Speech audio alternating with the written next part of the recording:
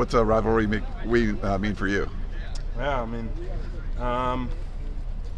SoCal kid, so this was kind of the game I watched growing up. Went to plenty of UCLA games, just as many as I went to USC games. So it's gonna be nice to play against them. Excited to play in the Rose Bowl. I love that stadium. It's an awesome stadium. It's just an awesome rivalry. Just an awesome rivalry as a child watching, so excited to play them. How many guys do you still know on that roster? UCLA, there's a couple dudes I know. Obviously Douglas, he's over there, so it's gonna be good to see him. And obviously, a lot of coaches are over there, so it's gonna be great to see them and go against them. Being among the group of players that was here last year and has obviously been here for a while, with a lot of transfers coming in, is there a responsibility for you to tell them exactly, what this rivalry means and what past games for SC has meant against UCLA? I think just both these teams having such good records this year. It's the rivalry was kind of built in these transfer kids. They know this is a big game for us. This is going to be a lot. It's a title game, and so not much teaching's going into it.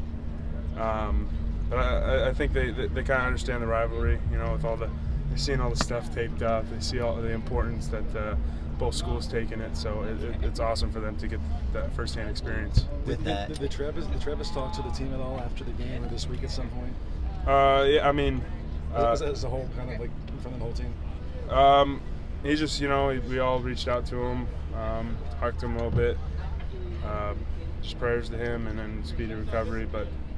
I hope he's doing better, and yeah, we've all talked to him and stuff. So with that new dynamic, with more transfers, a new coach, do you sense a little less bitterness, like in the rivalry this year than past years? I don't know necessarily. I guess we'll see on Saturday how it turns out. I think just a lot of people know of this rivalry even if they didn't play here. So I'm excited to see what happens Saturday and how guys respond and if he gets chippy or not or something. It's exciting to see everyone's firsthand experience. So after the season you guys went through last year, what does it mean to be one game away from the Pac-12 title game? Yeah, it's crazy. You talk about it all off season, like it's what we want to do, and now it's here. It's in our grasp, and it's just the crazy concept to grasp. It's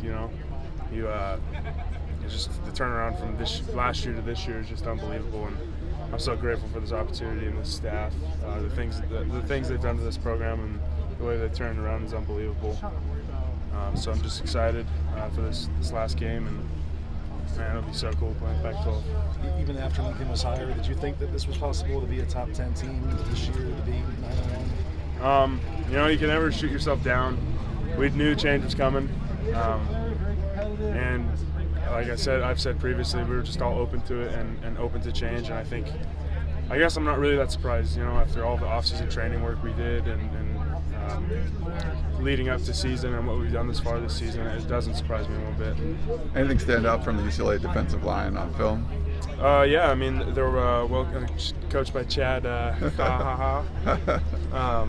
But yeah, they're a good front. They got really good pass rushers, so it's going to be important for our O-line to stay within our technique, not duck our head or anything. It's just it's an elite group of pass rushing and in the run game. They got some big dudes up front, and so it's just important that we focus on our technique this week. What's the biggest way Travis missed on the field? He was a great blocker, obviously, in addition to what he was doing carrying the ball. Yeah, he's just a great leader, He easily could have taken my captain spot any day of the season. He's an unbelievable leader that we're going to miss a lot out, not only on the field, but he's going to be around. But just man, his words are just encouraging. They lift our guys up, and so can't wait till he comes back out here and we'll get to see him. Is there any thought or kind of process in place about not letting guys get too amped at the start of the game? Sometimes the rivalry guys come out and it's kind of nuts that first quarter. Yeah, I've definitely seen it happen. It is important to stay calm. Don't get too emotional in it. But I feel like we're dealing with a mature group of guys. And obviously, you know, if we see that happen, and it'll be a fast correction, we'll try and correct it quick. Because it can be easy to slip, you know, and any team, really, especially a rivalry game. So it's going to be important for us to stay locked in, keep our emotions out of it, and just go play football.